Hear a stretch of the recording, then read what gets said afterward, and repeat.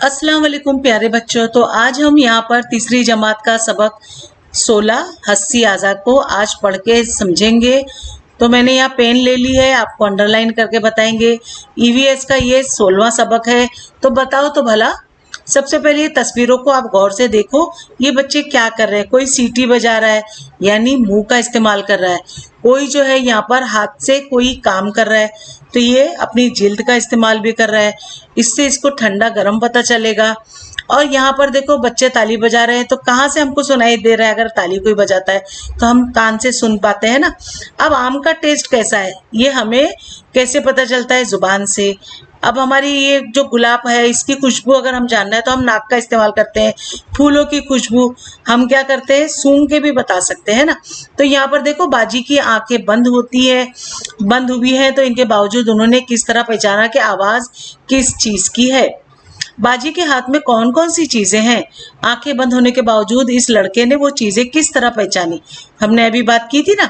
तो दोनों की आंखें बंधी हुई हैं, इसके बावजूद स्वेटर कौन सा है और बनियान कौन सी है? दोनों ने किस तरह पहचाना? छू छू के पहचाना, यानी उंगलियां लम्स की वजह से। ये इस तरह के तजुर्बा तुम भी बड़े लोगों की इजाजत से करके देखो। बताओ तो भला, कैरी किस रंग की होती है? आम किस रंग का होता है? तुमने कैसे जाना? नमक का मजा कैसा होता है? शक्कर का मजा कैसा होता है? तुमने कैसे जाना? तो हमें पता है कोई चीज हम चख कर बता सकते हैं, कोई चीज सूंघ कर बता सकते हैं, सुनकर भी बता सकते हैं। अब नया लफ्ज सीखो, हस्सी आज़ा। आसपास की मालूमात देने वाला अज़ू। आँख, कान, नाक, जुबान और जिल्द, ये हमारे हस्सी आज़ा हैं। हमारे 5 हस्सी आज़ा हैं। देखिए क्या क्या काम करते हैं। तो तसव्वुर करो, सोचो ऐसा कि तुम रास्ते से जा रहे हो और सामने गड्ढा है, वो तुम्हें नजर आता है, ठीक है। तुम गड्ढे से बचकर आगे बढ़े हो। अगर तुम्हें गड्ढा नजर ना आता तो गिर सकते थे, है ना। तुम घर के करीब खेल रहे हो, अचानक बादलों की गड़गड़ाहट सुनाई देती है। बारिश शुरू होने से पहले तुम घर पहुंच जाते हो। अगर बादलों की गड़गड़ाहट सुनाई ना देती तो फिर क्या होता? आप भीग जाते। आसपास क्या हो रहा है इसका इल्म होना जरूरी है, जिसकी वजह से हम महफूज रह सकते हैं। आसपास क्या हो रहा है इसका इल्म हमें किस तरह होता है? ये इल्म हमें आंखों, कान, नाक, जुबान और जिल्द के जरिए होता है, इसलिए उन्हें हस्सी आज़ा कहते हैं।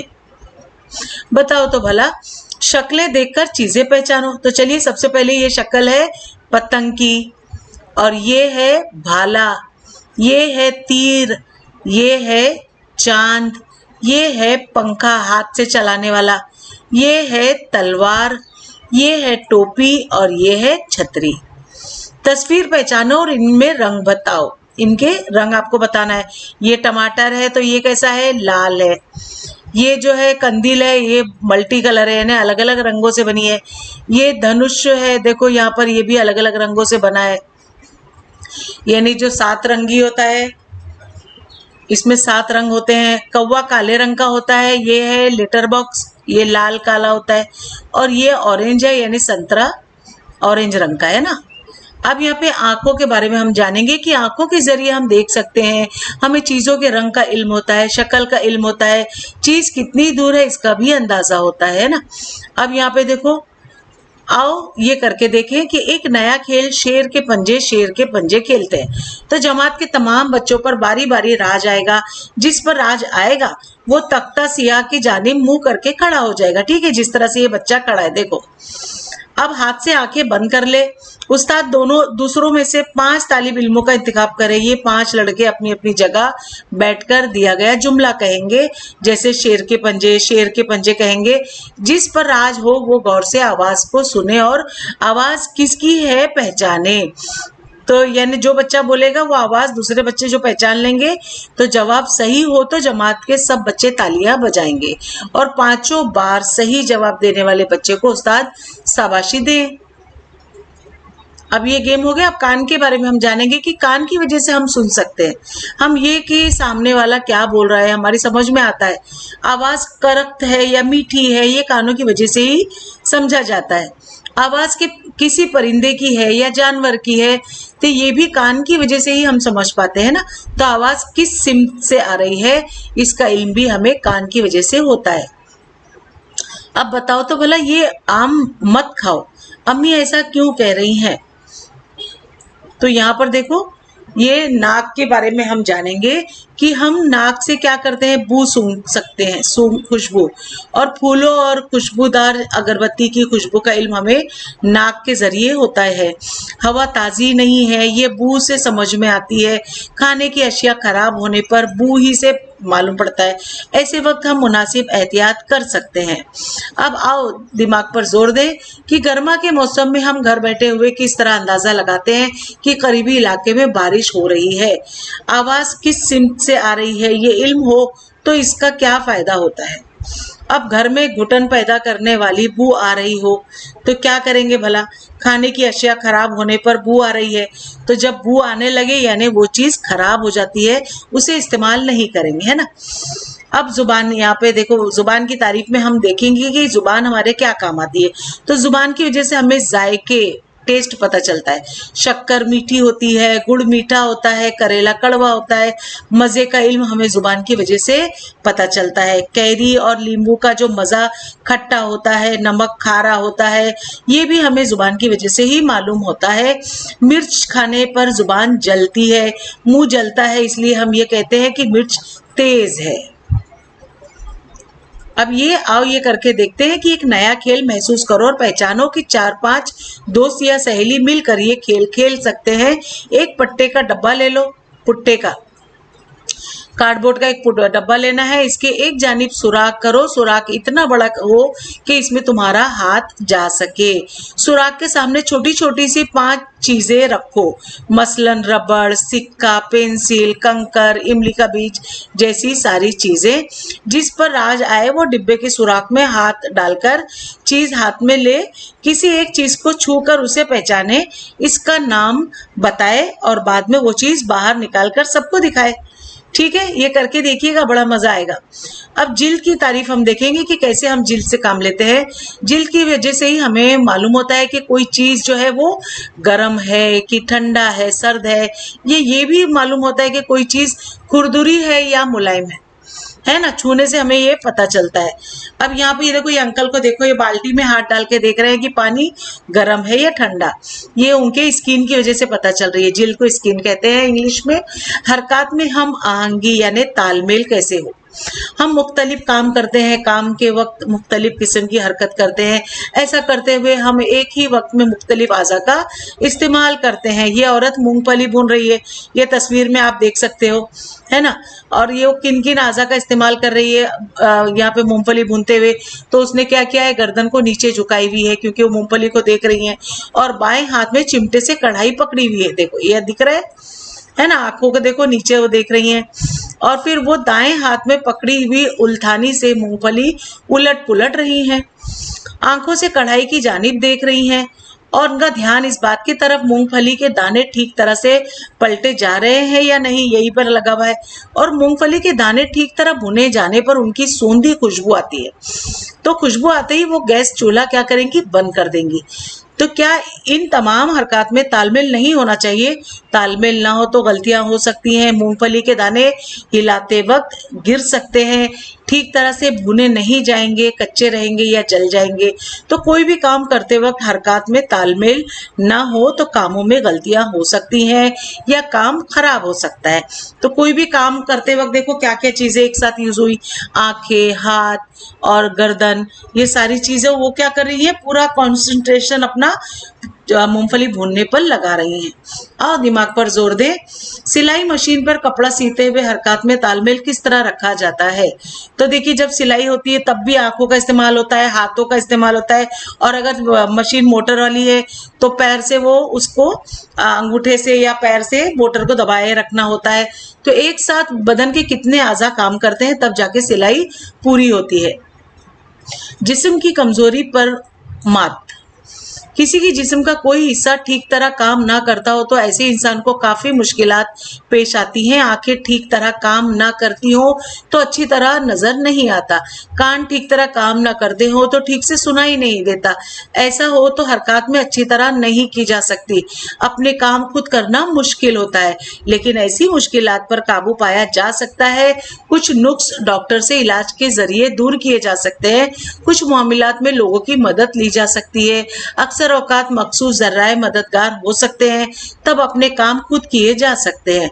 देखो ये आदमी खुद से चल रहा है ना, जबकि वो देख नहीं पाता फिर भी वो चल ले रहा है। ठीक नजर ना आता हो तो ऐनक का इस्तेमाल कर सकते हो। बिल्कुल नजर ना आता हो तो आवाज सुनकर हाथ से महसूस करके अपना काम कर सकते हैं।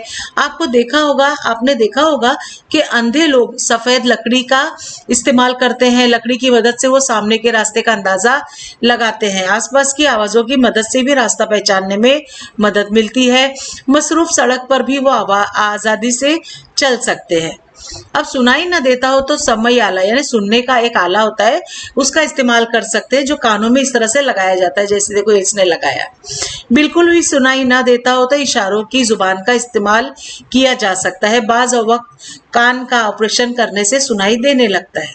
अगर पैर में नुक्स हो तो मखसूस तरह की बनाई गई सवारियों का इस्तेमाल किया जा सकता है। मजबूर होकर नहीं रहना पड़ता, जैसे पैर से नहीं चलने लायक है तो ये इस तरह से जो व्हील चेयर मिलती है ना तो उससे चल सकते हैं। क्या तुम्हें मालूम है उत्तर प्रदेश में रहने वाली उर्निमा एक 22 साल की लड़की थी। एक बार रेलगाड़ी में सफर करते वक्त चोरों से उसकी हाथापाई हो गई। इस हाथापाई में वो डिब्बे से बाहर गिर गई। बाजू की पटरी पर से दूसरी गाड़ी गुजर रही थी। अरुणिमा उस गाड़ी के नीचे आ गई और उसे गहरे जख्म आए। डॉक्टर ने उसकी जान बचाई, लेकिन उन्हें अरुणिमा का एक पैर काटना पड़ा। अस्पताल में अरुणिमा की कोई लोग मिलने आते थे। हर कोई ये सोचता कि आगे इसका क्या होगा, लेकिन उसने तय कर लिया कि उसे बिल्कुल मायूस नहीं होना है। ऐसा कुछ करके दिखाना है कि लोग उसे लाचार ना समझे। डॉक्टर ने उसे मसनूई पैर यानी एक नकली पैर लगाया। नए पैर की आदत होते ही उसने कोही पैमा की तरबियत लेना शुरू कर दी। कोही पैमा क्या है बच्चों? एक बहुत ऊंचा पहाड़ है जहाँ पे उसको ने चढ़ने की ठान ली और हादसे के 2 साल में ही उसने हिमालय की एक चोटी सर कर ली यानी पार कर ली।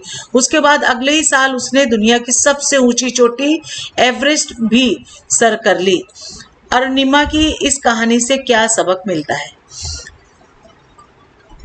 इससे ये सबक मिलता है कि कोई भी चीज से हिम्मत ना हारा जाए। अल्लाह सबको देता है, उसकी औकात, उसकी हैसियत, उसकी कोशिशों के साथ उसको हर चीज से मायूस नहीं करता। हमने क्या सीखा? हंसी आजा की वजह से हमें इतराफ के हालात का इल्म होता है। ठीक है, आंख, कान, नाक जो है वो हमारे हंसी आजा है। जिल्द भी इसमें ये 5 हंसी आजा हैं। अब आंखों की वजह से हम देख सकते हैं, कान की वजह से सुन सकते हैं, नाक के जरिए बू सूंघ सकते हैं, जुबान के जरिए अहम जायका जान सकते हैं और जिल्द के जरिए लम्स का एहसास होता है। काम करते वक्त हरकत में तालमेल रहना जरूरी है। तालमेल ना हो तो गलतियां होती हैं। किसी अज़ू में नुक्स हो तो काम करने में मुश्किल पेश आती है और मुश्किलात के सबब मायूस नहीं होना चाहिए, क्योंकि उन पर काबू पाया जा सकता है। कुछ ना कुछ वजह से वो उसे काबू पाया जा सकता है। इसे हमेशा जहन में रखें। किसी अज़ू में नुक्स हो तब भी हम राह निकाल सकते हैं, दूसरे तरीकों से अपने काम अंजाम दे सकते हैं। तो मायूस नहीं होना है। आगे चलिए, सबक पूरा हो गया है, हम मश्क भी पूरा कर लेते हैं। बच्चों कैसा लगा हमें ज़रूर कमेंट में बताइए। और ये देखिए मैंने यहाँ पे ये खोल दिया है हमारा सवाल जवाब का पेज। इसके लिए मैं पेन ले लूँगी और आपको अंडरलाइन करके दिखाऊंगी और आप लोग फटाफट से अपनी नोटबुक ले लीजिए। तो देखिए ये तीसरी जमात का माहौल का मुताला है, ईवीएस, और इसका सबक 16 है जिसका नाम है हंसी आजा। तो सबसे अलीफ में सवाल है, पहले हम यही हल करेंगे। क्या करेंगे भला? अम्मी ने सकीना से कहा कि दादा जान को खाना खाने के लिए बुलाओ, लेकिन सकीना के दादा को बिल्कुल सुनाई नहीं देता। तो सकीना को दादा जान को खाना खाने के लिए बुलाना है, तो सकीना दादा को किस तरह से बुलाएगी? तो जवाब है अलीफ में कि सकीना के दादा सुन नहीं सकते हैं, तो उनको सकीना हाथों के इशारों से बुलाएगी। ठीक है, खाना खाने के लिए क्या करेगी? वो अपने हाथों के इशारे से बुलाएगी। और बे में सवाल है कि आओ दिमाग पर जोर दें। पहला है कि कल का दही आज खराब हो गया है तो खाने के काबिल नहीं रहा, ये तुमने किस तरह जाना? खुशबू से जानते हैं ना हम, मालूम पड़ गया कि खट्टी महक आ रही है, अब नहीं खा सकते। दूसरा सवाल है कि बावर्ची खाने में मौजूद चीजों के नाम नीचे दिए हुए हैं, इनका रंग कैसा होता है? तो देखिए यहाँ पर पहले में है कि हल्दी जो है वो पीले रंग की होती है, और बे में हम देखेंगे कोतमीर यानी हरा धनिया जो होता है वो हरा होता है ना। और यहाँ पे हम देखेंगे दाल में कि नमक जो है वो सफेद होता है। हे में हम देखेंगे कि कच्चा टमाटर या तो वो ऑरेंज होता है या थोड़ा सा लाल और थोड़ा सा कहीं कहीं हरा होता है। जीम में हम देखेंगे पक्की हुई मिर्च जो है वो लाल होती है। ठीक है, अब ये कल का दही खट्टा हो गया, ये हमने कैसे जाना? नाक से सूंघ के जाना। इसका जवाब मैंने ओरली दे दिया है बच्चों। जिम में हम देखेंगे कि नीचे दी हुई मालूमात कौन सी है, कौन से हस्सी आजू के जरिए हासिल होती है, तो लिखो।